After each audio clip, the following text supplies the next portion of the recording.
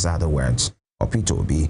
We can no longer afford the dangerous denial. The number of lives lost in Nigeria now mirrors countries at war, and the death in our own country even happens more often than in countries at war. These are some of the things that Peter Obi said. Now, very quickly, remember on the Daily Trust newspaper, if you can have that we took today, the banner headline on the front page of the Daily Trust is "Soldiers Bandit in Bloody Clash in Niger and Many Feared Dead." Now, Zamfara, 2 weeks ago, last week, so about Benue, it's about Plateau, 3 weeks ago. Now, for the past few days, it's about Zamfara, it's about Niger.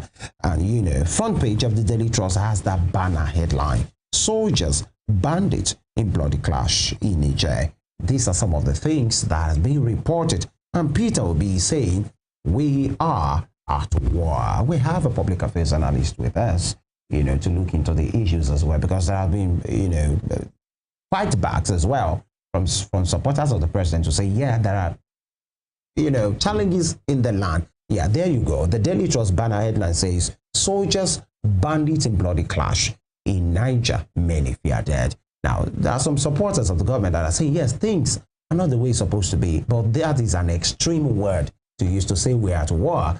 So in a situation of war, nobody goes out, nobody goes to school, nobody goes to bank, no economic activity takes place. But yes, we are doing that. Maybe not total, but then, comrade, Lanre Fadahunsi is here with us. Good morning, comrade.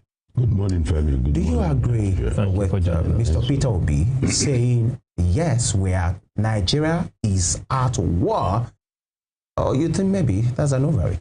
No, it's not. I've said it here in this studio before, that we cannot call enemies of state by other names and think we are doing the right thing. I said it, that the commander-in-chief needs to give genuine instruction and order to know that the army should face it as a war. Now, look at that even banner headline we're talking about, because we're referring to newspapers. There's soldiers and bandits. Why call them bandits? They are enemies of the nation. The nation has been at war for a long time, and this war did not start now. I don't know, God knows better, but as media people, please, let's go into the records of what Dr. Malaifa, he was the central bank deputy governor, for God's loving sake, that said, look, South and Middle Belt Forum, he was one of the proponents of the South and Middle Belt Forum, that stopped calling us North, because we're not North. When it comes to sharing power, when it comes to distribution of resources, they don't refer to them as Northerners. But when it comes to political relevance and adding people to your flock, they refer to them as Northerners. And worst of all, after the likes of T.Y. Danjuma and the rest of them were saying, look, protect yourselves. When you tell citizens of a nation, protect yourselves, it means those who are supposed to protect you don't value your lives. And coming from retired generals goes to show it goes even deeper than the ordinary eyes can see. But now referring to Malaifa is late. Yes, Obadiah Malaifa is late. And he said, well, I might die in the course of what I'm doing because I'm acting against the state parachiki, those who are actually calling the shots in the state. And they might off me. He was arrested, he was detained or whatever. He was dead after he died. Whether people, some said maybe he must have been one way or the other, like the Abiola's tea. Anyway, the fact is, when we now go back to the things he said it is pre-planned to wage war against Nigeria. He said they will enter your homes, kill, devastate and occupy, and be catching grounds. All of this, he was talking like a prophet. He saw today that yesterday and cautioned Nigerians about it. Well, we may want to be sanctimonious and say, let's not be extremists, but it is happening. And it's not just happening, it's happening simultaneously. Plateau, Borno, Benue, Zamfara, Katsina, Niger, Katsina, and in some parts of the southwest. And we don't want to agree that we are at war. People who kill, the army was saying they are on drugs. Hello, whoever is on drug is mad. has lost his sense of purpose, has lost his direction. He has become a zombie. And you are now saying, let's see how we can combat zombies. From that recent attack, they said some of those people were so-called repentant people, that somebody who is part of those who are in the security architecture of Nigeria now in Matawali was the governor that gave them, what do you call it now? That amnesty. Amnesty. Granted them amnesty and said they were repented, and they now went back to their vomit. So it's like a calculated look. Pretend as if you have given up, enter in their ranks, and in military warfare, what else is that called? Infiltration. Infiltration of your system, and you don't want to call it war. Let's not be. Now I'm happy it's coming from somebody of clout and stature like Peter Obi. I have said it severally everywhere that the nation is at war. And I've relied on information as a media person. Let everybody go and Google Dr. Obadiah Malaifa. Listen to it. He said, I can be killed. I know. But we're at war. How can people come into your home, your homeland, your home, and say you must leave? They burn your houses, burn your farm, and chase you away. The owners of the homes and land are in IDP camps, and those people occupy their property, their lands and homes. All right. So what else defines being is expansionist? When you give now the unfortunate part of it is that we are now going the route of one of our people that said, look, why must you fight over land? They will kill you, and why not just allow you get? We remember that was leave it for God. Just leave it to God. Now we are talking, maybe some states have agreed that they should allow, give land for, it automatically means give land for occupation, but if you give a yard, they will take a mile. That's the song of Bob Marley. So if you are giving part of your land, know it that those people will settle there. They become part of the community. And they will expand. And they will expand. And take more land. All right, Comrade Fadahunsi. Peter Obi has said it, that Nigeria is at war. Not just coming from Peter Obi. So I really don't like looking at the personality of who's saying something. I look at the message. So like you said, facts are clear. It's clear that we are actually in a state of war as a result of the incessant killings in different quarters. But Comrade Fadahunsi, I've said this here over and over again as a journalist, as a media person, that we've been having failure of intelligence in Nigeria. However, some security experts usually argue that no, that's not the case. That we have superb intelligence, we have superb military, or it's just that when they have intelligence, they don't act on that. The government is not acting on their intelligence. Now, ex-generals are coming out to say we are having intelligence failure in Nigeria. So where is the disconnect? Who's telling us the truth? I will always go back to history so that people will not pick me up and say it's always been like that. It was an Abacha that told us if insurgency lasts more than a period of time, then the government is involved. Did you recall? So if we cannot add the points and understand, do you know how long this has been first? It gets hot, it goes cool. It gets hot, it goes cool. And when we started this discussion, you remember I said genuine, direct instruction. And it must come from one person, from Commander-in-Chief. And at some point, I think I read it also, where somebody even listed names, including El-Rufai, who brought in these people just to dislodge a Jonathan. You created a monster, you created a Frankenstein, and you cannot control it. If you have read what people are talking about AI now, they said it might take over from humanity. So if you consult AI on any issue, it's talking even more than you said. Absolutely. When were you created and you have all of this information? No human person can have all of that repository of information. I doubt. Do you get? So it gets to show us that, look, we have all these things, all this information in the public domain that everybody have access to. Let's stop deceiving ourselves. I don't want to offend my friends. If you look at people who have had videos with the so-called bandits, we had governors, with people who are non-state actors carrying AK-47, collecting money from governors. Hello. And we say we don't know. We know who is bringing the war, the people who are bringing the war. Governor of Borno is not in the southwest, said people from Abuja in government are involved. Each time we try to move, they block us. You can't just go without giving information. So there are moves with him, and they have their personal purposes. And I said it somewhere on social media there about that. Look, there are less than 100 individuals, profiled individuals in Nigeria, that you can call and box them, that your names have recorded at one point in time or the other as linked to all these people. And Erufai paid money to say, look, they will always kill. We got to give them money. They collected money, they didn't go. The next thing, banditry became an industry. The next thing, kidnapping became a big industry.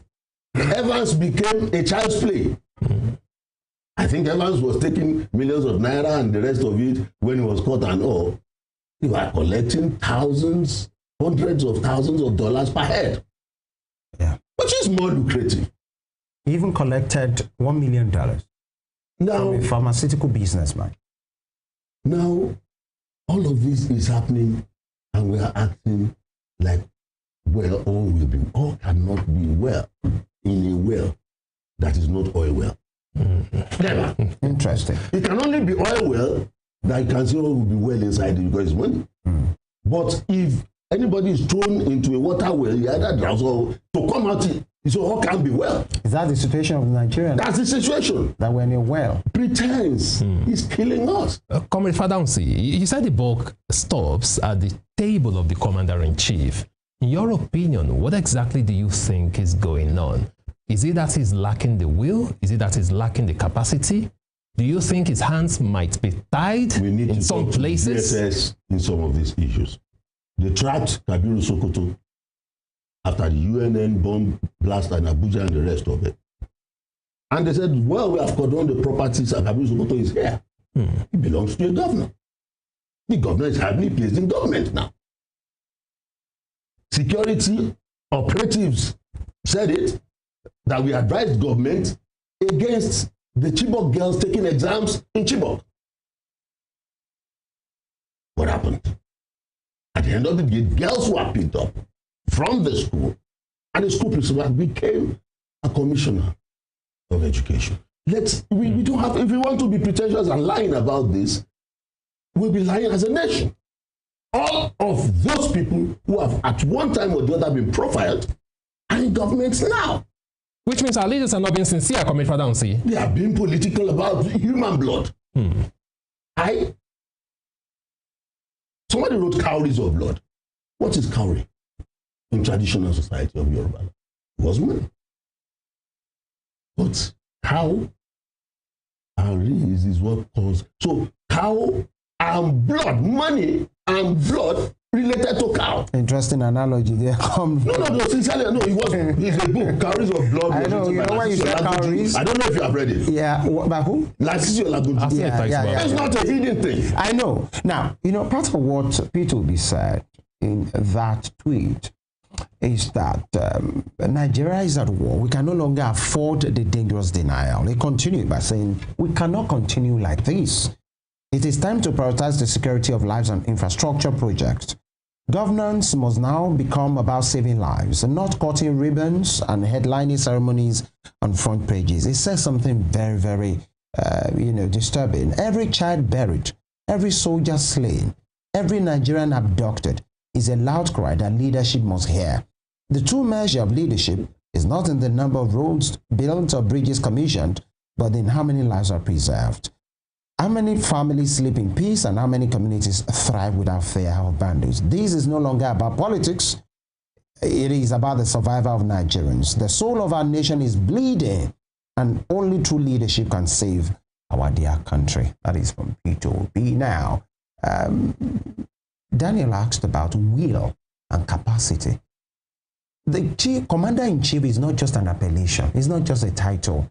It's a place of responsibility and power that the chief executive has. Now, connecting that with what Peter Obi has said, I want us to look into it. You know, he was in Benue and he was asking questions from the IGP.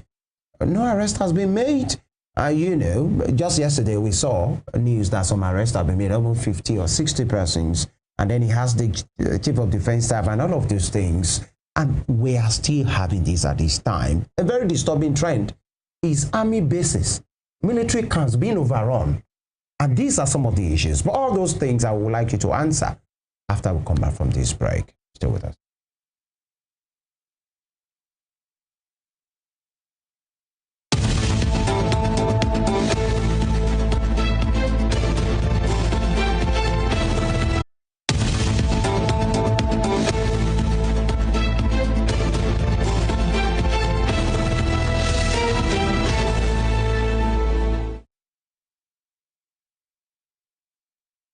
Thank you very much. And we're talking about insecurity and the statement made by Peter Obi that Nigeria is at war. In that viral tweet, where part of what he said is every child buried, every soldier slain, every Nigerian abducted is a loud cry that leadership must hear. Now, comrade, with this tweet that we have now, the will, the capacity, and one question I would like to add is this: what is it that you think we know that the people in power doesn't know?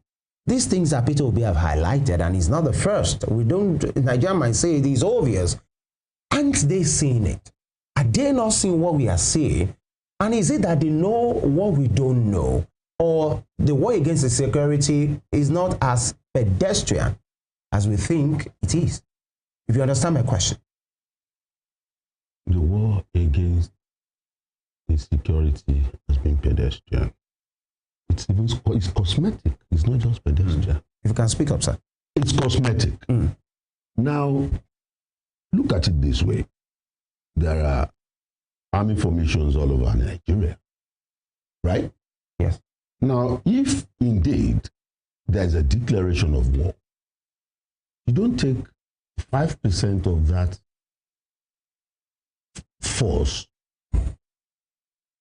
to the war situation place and keep 85 or 95 elsewhere. You go with the vast number and say, we're at war, face it. Do you know that Liberians will forever be grateful to Nigeria for coming with military precision and all to help them solve their problems? Several other nations in Africa, our army goes there and they excel. When they go to Santos, they go wherever for training, Nigerian army operatives excel. That's where the issue of genuine instruction comes from. Femi is my friend. If I give instruction against his wish, which might not be same as that of the mass of the people from his side, then our friendship might be faulty. But if the commander-in-chief has listened to chief executives of states who have said, look around you, you are surrounded by hounds who are acting like friends. They have hands in this crisis. And let's also understand that majority of all this is commercial. I'll tell you why. The crisis in Zamfara started when a governor left, another took over. And you recall the new governor said he was stopping off mining activities in the golden mine. Because it is part of the things we talk about when we say restructure, let's talk about resource control and the rest. Because how can the oil of a part of Nigeria belong to Nigeria and the gold of those states belong to the states? You get the drift. Are they not resources from under? It is not right. Yorubas will say, and that gold has assumed that the governors are in charge.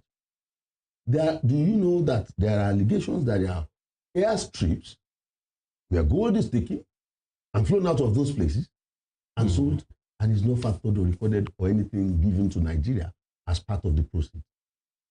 And if I'm the new governor, you are my godfather, you think you should control me 100%? And I'm saying, no, the gold always belongs to the governor. If you want a share. The crisis happened, the governor closed the mines. Those people entered luxurious buses and faced Itamu. That's where my mom is from. So I know the story of the place. They were ready to even buy the palace because they knew the value of running and ruining systems to catch the gold. Itagumudi here in Osun State. Yes. Geshaland. Yes.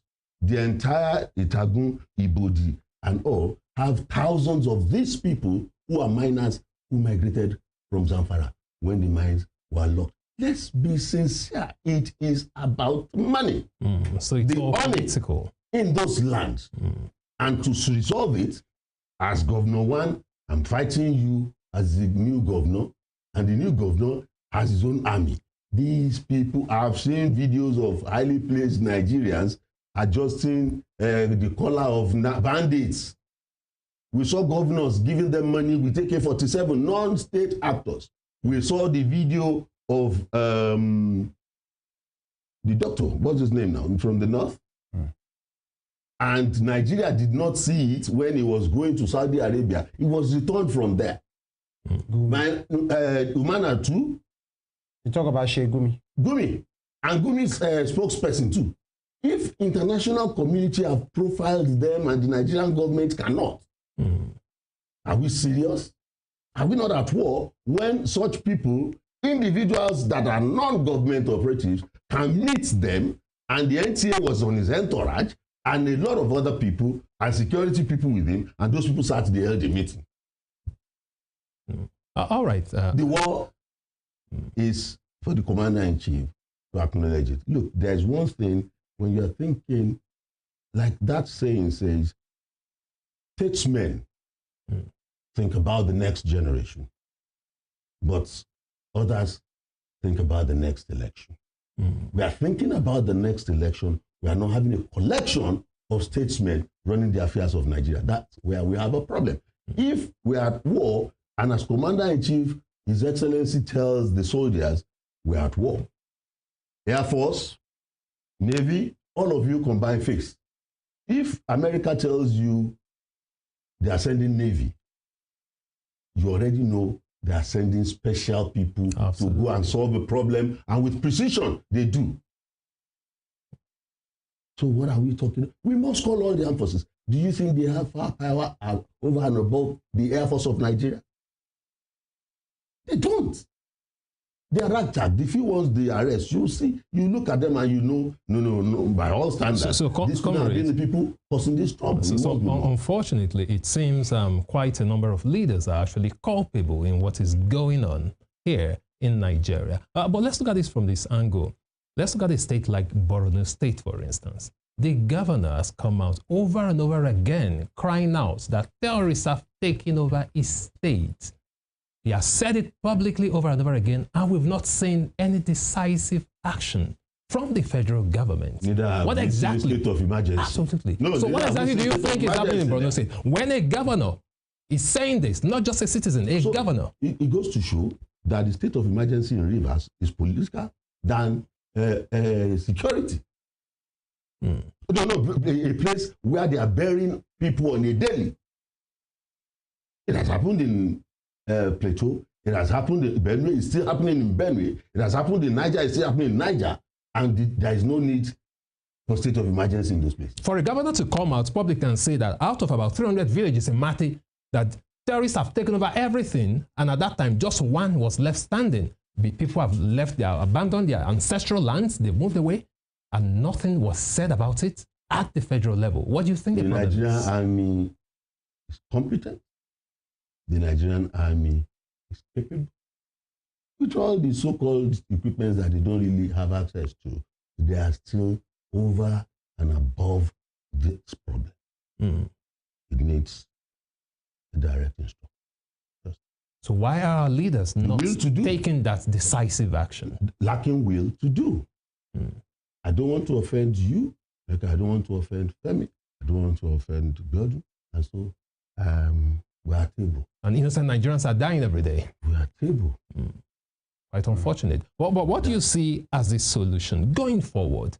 If truly our military have the capacity, but our leaders are lacking the will, then what should we do as Nigerians? Repeatedly, I've seen videos, because I won't say I was there, of Mr. President saying, if I do not deliver, if I come for second term, don't vote for me. But I think this time around, he should say, I will deliver. I will make Nigerians happy. If the political class wants to do away with me, I will leave a happy man that have satisfied the majority. That is the question. That is if Nigerians have their welfare taken about, their security thought about, and they care less about who becomes a millionaire among the political class. That's not what's disturbing Nigerians. What's disturbing Nigerians is that you can't sleep with two eyes closed. You can't walk and be sure it will feed you. So what is the value of your life as a result of what governance delivers? But one thing that can happen is when you satisfy the mass, those few in your circle of political patronage might not want to be your friends, but the majority are the people, if indeed you want to hold real elections, that would put you in position. If that majority is not there and you want to box them to a corner and just take power, it may not be always very easy. Are you saying there is nothing? The inference I can draw here is, are you saying there is nothing that Nigerians can do than to wait till the next election? I'm telling you. Is that what you're saying? I'm telling you there are things Nigerians by perception can look at, and seeking self-help is not good. That is why they appeal. When we speak, they say they don't like this government. No. When you give advice to people, don't fall into... I've seen a minister in one of these nations that had anarchy queuing for food on a queue. Nobody recognized him. Everybody's looking for food and you have to queue. It's UNICEF and the rest of them giving food. And you can't die of hunger. He buried shame and stayed in line because you can't get it. Even if you have all the money, you can't get it to buy anywhere. Do we want that? You see, there is one thing that people must do and understand. If you look at the policies of the UPN in the days of the first one, welfare of the citizens. Second one, infrastructure that can create jobs. Look, these are the things that we are talking about. Job creation. They said employment of all Nigerians that can work. That's part of the programs of the UPN. So even if, I will even say, even if you don't already have what they will do, the wages you pay them will turn the wheels of the economy around. And leadership with depth will create jobs that can now be commensurate with what you are paying them. Now, even if you have to tell them to go pour water into a well. Let me quickly add this, comrade, because you talked about choice and Nigerians, having that choice. Recently, we learned there are some coalitions actually, forming now, gearing up. The INEC said they've had more than 100, Daniel, more than 110. And 10, political parties. Add one to that 100. 100, okay. Because some people have said INEC itself is an extension of that.